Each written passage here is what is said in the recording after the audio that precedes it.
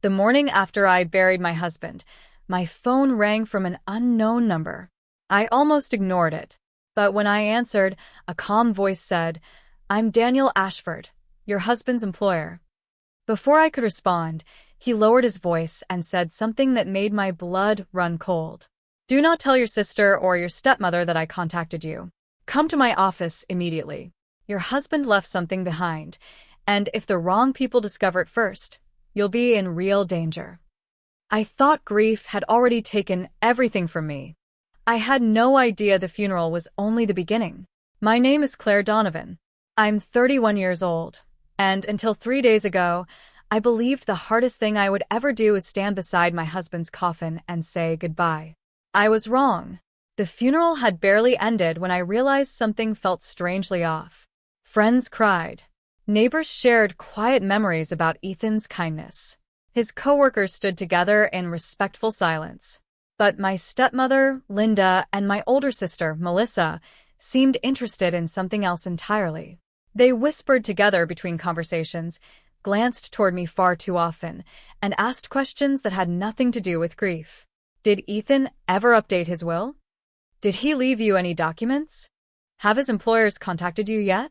At the time, I assumed people handled loss differently.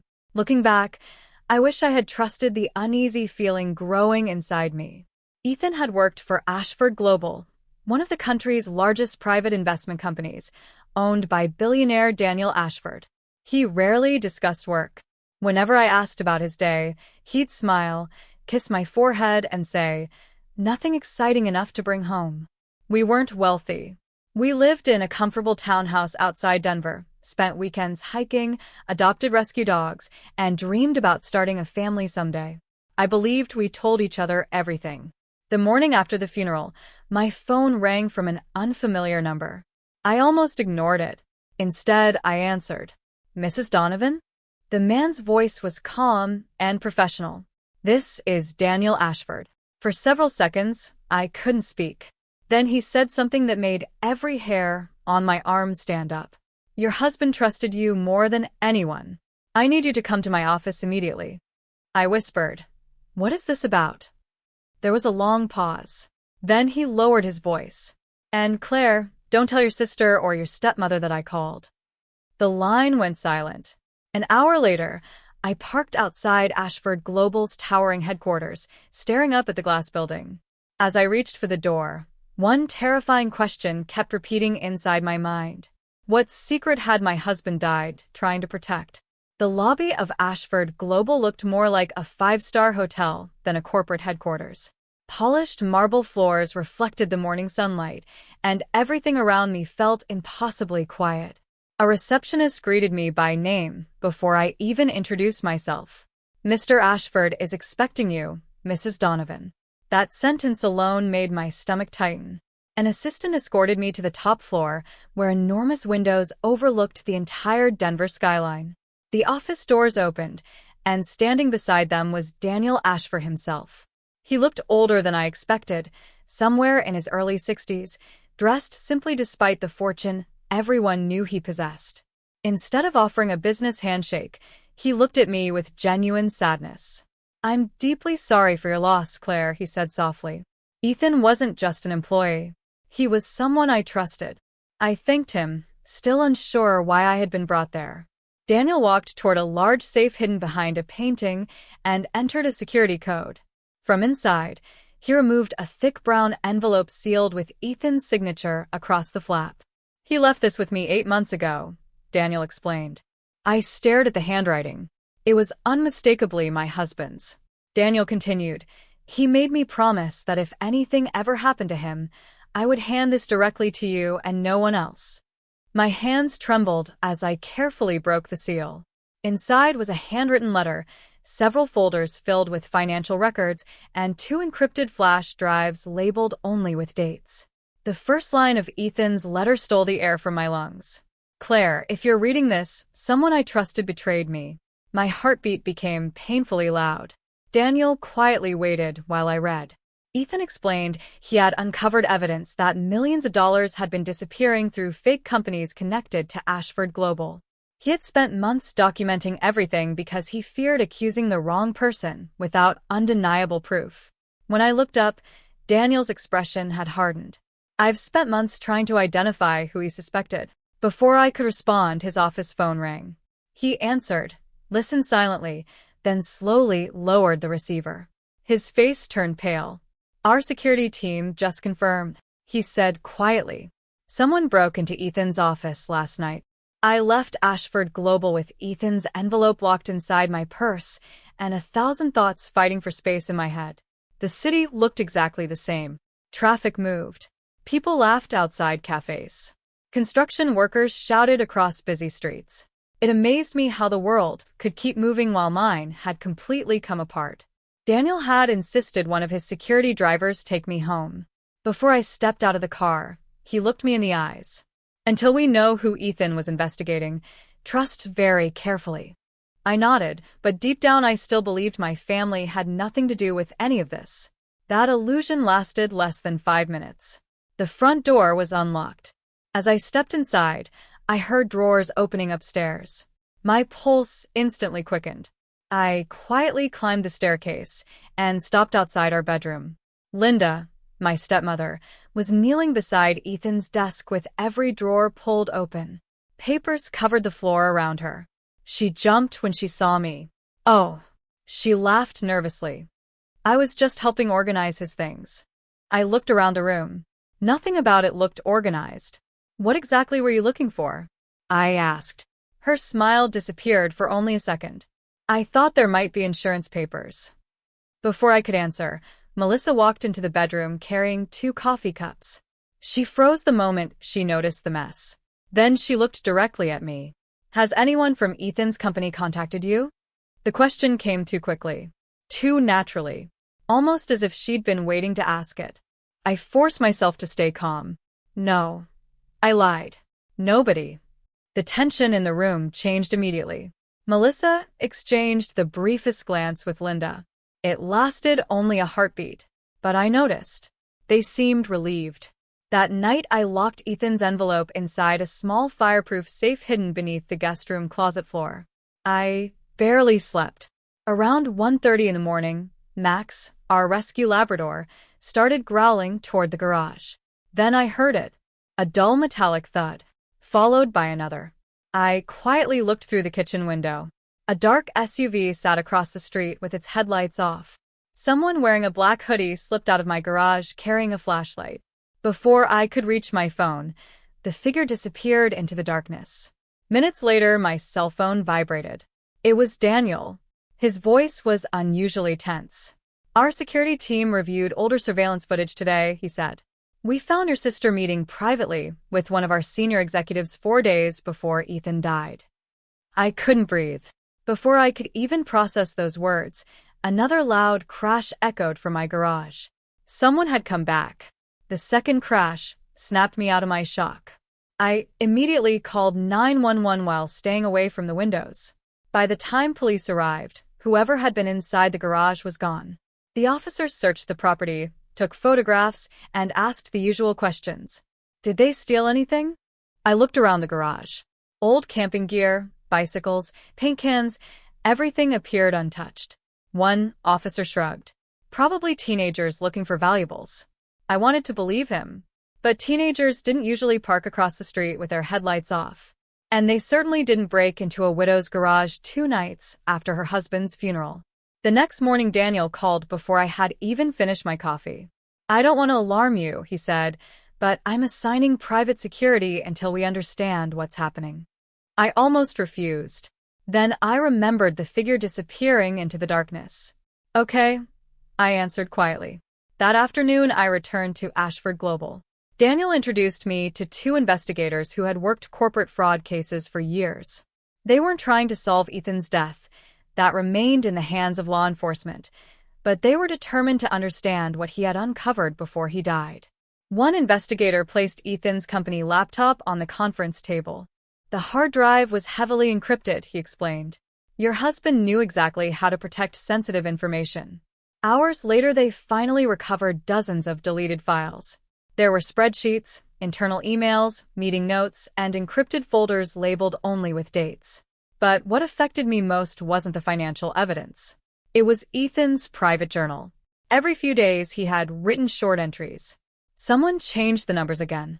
The money keeps disappearing through companies that barely exist. I can't accuse anyone until I know who's behind it. Then one entry stopped me cold. I don't know who I can trust anymore. I covered my mouth. For months, Ethan had come home smiling, cooking dinner beside me, laughing during movie nights, and pretending everything was normal, all while carrying a secret heavy enough to destroy his peace. Daniel quietly said, "He never wanted you involved." Another recovered voice recording played through the speakers. It was Ethan. His voice sounded exhausted. "If anything happens to me, protect Claire. She doesn't know any of this." Tears blurred my vision. He hadn't hidden the truth because he doubted me. He had hidden it because he loved me. Then one investigator looked up from his computer. His expression had completely changed. "We've traced the missing money," he said slowly. "It doesn't end inside this company." He turned the monitor toward us. The network stretched across multiple businesses, charities, and private accounts. Whatever Ethan had uncovered was far bigger than any of us had imagined. I barely slept after leaving Ashford Global. Every time I closed my eyes, I heard Ethan's voice. "Protect Claire. She doesn't know any of this."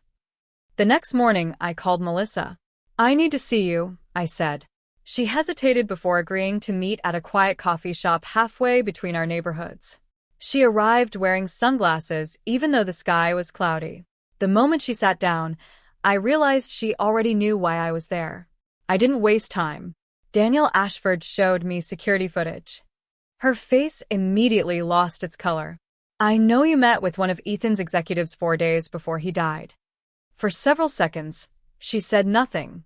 Then she whispered, "It isn't what you think." "Then tell me what it is." Her hands shook as she wrapped them around her coffee cup. Months earlier, one of her business clients had asked for an introduction to someone at Ashford Global. The man claimed he represented investors looking to expand into new retail markets. Melissa thought it sounded legitimate. She introduced him during a charity fundraiser and never questioned it again.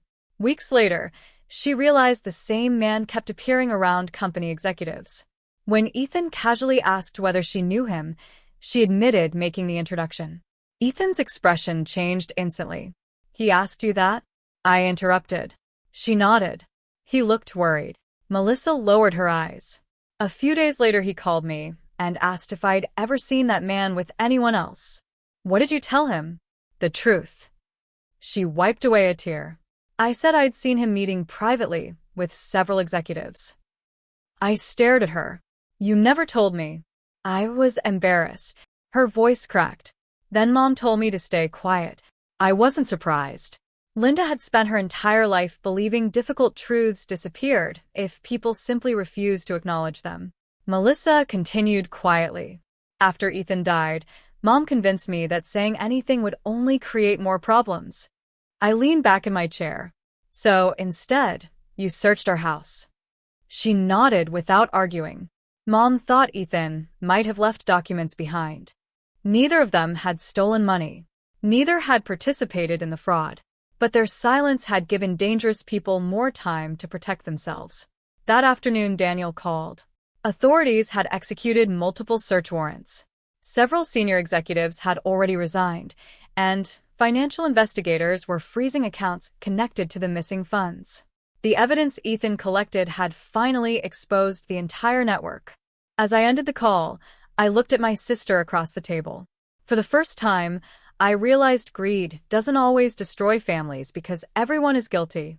Sometimes it destroys them because too many people choose silence when the truth is begging to be heard. The weeks that followed were quieter than I expected. Not because the investigation had slowed, because the truth was finally moving faster than the lies. Federal investigators worked alongside financial crime specialists, reviewing thousands of documents Ethan had collected. One by one, the companies connected to the fraudulent network were identified. Accounts were frozen. Executives resigned. Several people were charged with financial crimes. Daniel kept me informed without overwhelming me. One afternoon, he asked me to return to his office. "I think there's something Ethan wanted you to have," he said.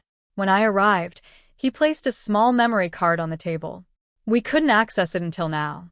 My heart pounded as the screen came to life. Ethan appeared sitting in his office after hours, still wearing the blue shirt I'd bought him for our anniversary. He smiled the moment the recording began. "If you're watching this, sweetheart, then something went very wrong." I couldn't stop the tears. "I know you'll probably be angry that I kept all of this from you," he continued. "Believe me, I wanted to tell you every single day." He looked down for a moment before meeting the camera again. "But the people I was investigating had more influence than I ever expected. The less you knew, the safer you were." His smile returned, softer this time. "If I don't make it home, promise me you won't spend your life chasing revenge." I covered my mouth as tears rolled freely down my face. "Choose peace instead," he whispered. "That's the future I always wanted for you." The video ended. Neither Daniel nor I spoke for several moments. Finally, he broke the silence. Ethan's honesty protected this company, our employees, and countless innocent people. A few days later, Daniel invited me back once more. He offered me a position directing Ashford Global's charitable foundation, which funded scholarships, community programs, and ethics education for young professionals. "I don't expect an answer today," he said. I smiled through my tears. "I already have one." I accepted. Not because of the salary, not because of the prestige, but because every project the foundation supported would carry forward the values Ethan lived by. I also made one final decision. I stepped away from Linda completely. Melissa and I began rebuilding our relationship slowly, one honest conversation at a time. For the first time since Ethan's funeral, my future no longer felt defined by loss. It felt guided by the promise he had quietly left in my hands. 6 months later, I stood beside Ethan's grave with fresh, white lilies in my hands. The wind moved gently through the trees as I smiled instead of cried. "We did it," I whispered. The truth finally came out. For the first time since losing him, the silence around me felt peaceful. I had learned that money disappears, reputations change, and secrets eventually find the light. But love built on honesty leaves something stronger than wealth ever could. As I walked back toward my car, I realized Ethan hadn't left me a fortune. He had left me courage. And that became the greatest inheritance of my life.